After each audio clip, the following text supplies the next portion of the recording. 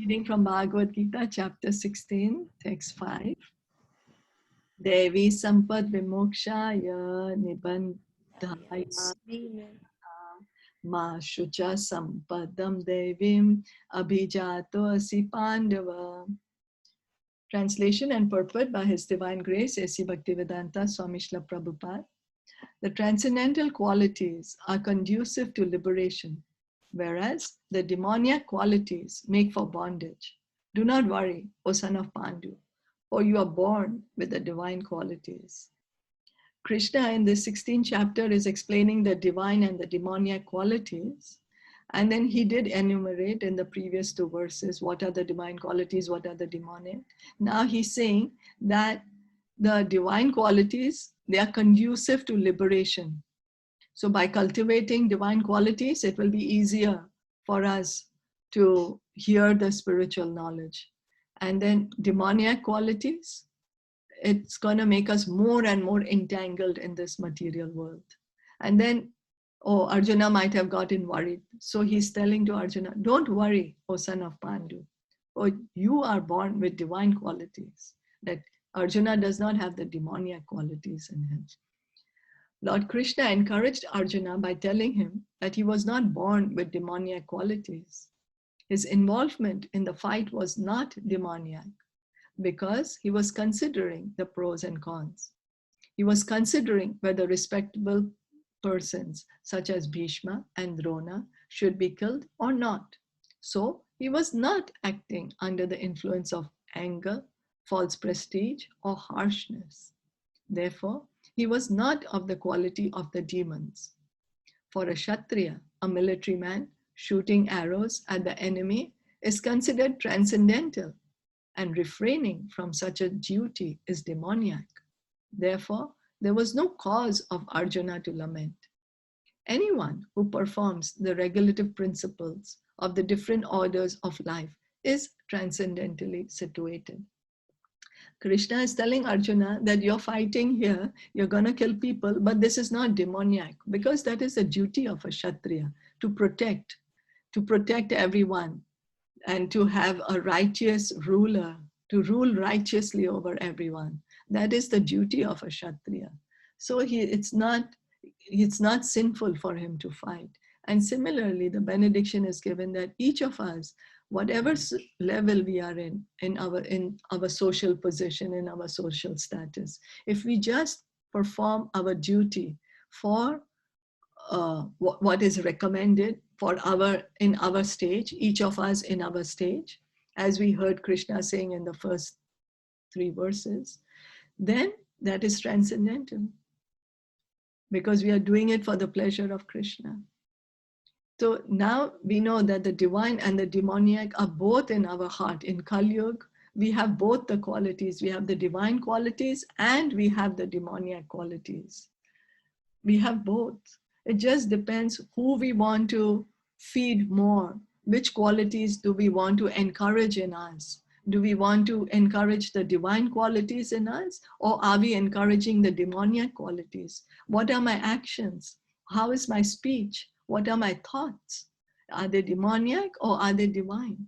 Well, we might be having both divine and demoniac thoughts in a day, So which one are increasing? What are my actions? How are my actions in one particular direction increasing? What can I do? Which one do I want to encourage? And that's our independent choice. It's something for us to consider. Of course, Krishna says by encouraging our divine qualities, we will get liberation from this material world. But by encouraging our demoniac qualities, we will continue to live in the material world. So it depends, do we want to continue to live in the material world of lust, greed, anger, hatred, or do we want to cultivate love, peace, equanimity, humility? Depends on us. Text 16. Dvau bhuta sargau loke asmin deva asura eva cha deva vishtarasha prokta asuram partha me shrunu. O son of Pritha, in this world there are 2 kinds of created beings. One is called divine and the other demoniac. I have already explained to you at length the divine qualities. Now hear from me of the demoniac. Lord Krishna, having assured Arjuna that he was born with the divine qualities, is now describing the demoniac way. The conditioned living entities are divided into two classes in this world. Those who are born with divine qualities follow a regulated life. That is to say, they abide by the injunctions in the scriptures and by the authorities. So how can we know if somebody is having divine qualities? They are following the Vedic way of life. They are following the injunctions of the scriptures. They are not engaging in sinful activities. One should perform duties in the light of the authoritative scripture. This mentality is called divine. One who does not follow the regulative principles as they are laid down in the scriptures and who acts according to his whims is called demoniac or asuric. So when we are engaging in sinful activities, illicit activities, meat eating, gambling, intoxication, illicit sex, those are according to the Veda, they are prohibitions in the Vedas. They are we are recommended not to engage in these activities. But in spite of that, if we are engaging in this, then we are acting in a demoniac way. There is no other criterion but obedience to the regulative principles of scriptures. It is mentioned in Vedic literature that both the demigods and the demons are born of the Prajapati. The only difference is that one class obeys the Vedic injunctions and the other does not. So the demigods, they are devotees of the Lord. They are devotees of Krishna. They follow what's written in the Vedas. And the demons, they think God is their enemy and they disregard the scriptures. They say, why should I follow the scriptures? I will do whatever I want to do. And that, according to Krishna, is a demoniac quality. So we should try our best to cultivate the good qualities in us. And that can be easily done by associating with devotees, because devotees have divine qualities. So if we associate with devotees, automatically we will also take on the divine qualities, because association is very, very powerful. We always take the qualities of the people we associate with. If we associate with people who are always angry, frustrated, engaging in illicit activities, we will also become like that. But if we are associating with devotees who are always hearing and chanting the names of Krishna, they are peaceful, they are kind, they are humble, they're respectful, they're happy, satisfied, we also will become like that. Is that okay? Yeah, this is so beautiful. So simple, but so beautiful. Simple. Yeah, it's true. Yeah. Like it's said in such an easy way, but this is so beautiful. Like just with the power of association. Yeah. Association is very, very powerful. Really, because it's like a crystal which takes on the color of whatever comes near it. So we have to try to make a good choice of what we are associating with, who we are associating with. Association is not only with people, what are we exposing our eyes to?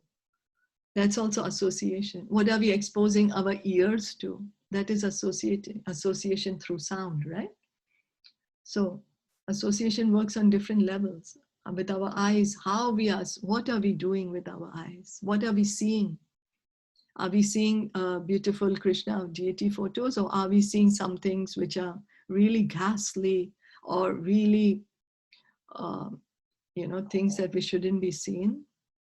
And hearing, how are we associating with sound? How are we hearing from Bhagavatam, Bhagavad Gita, or are we hearing about mundane gossip, or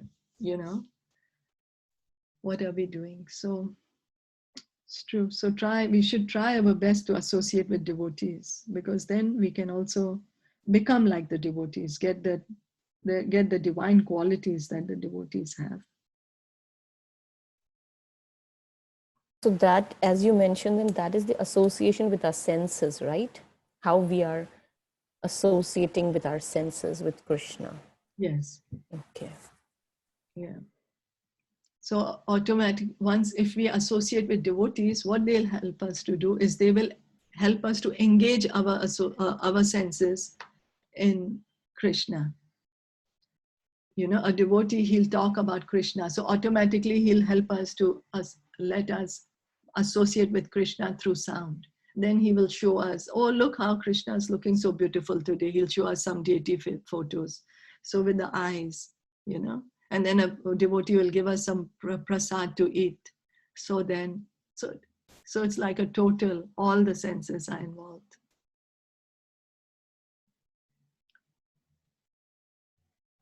Yeah, thank you.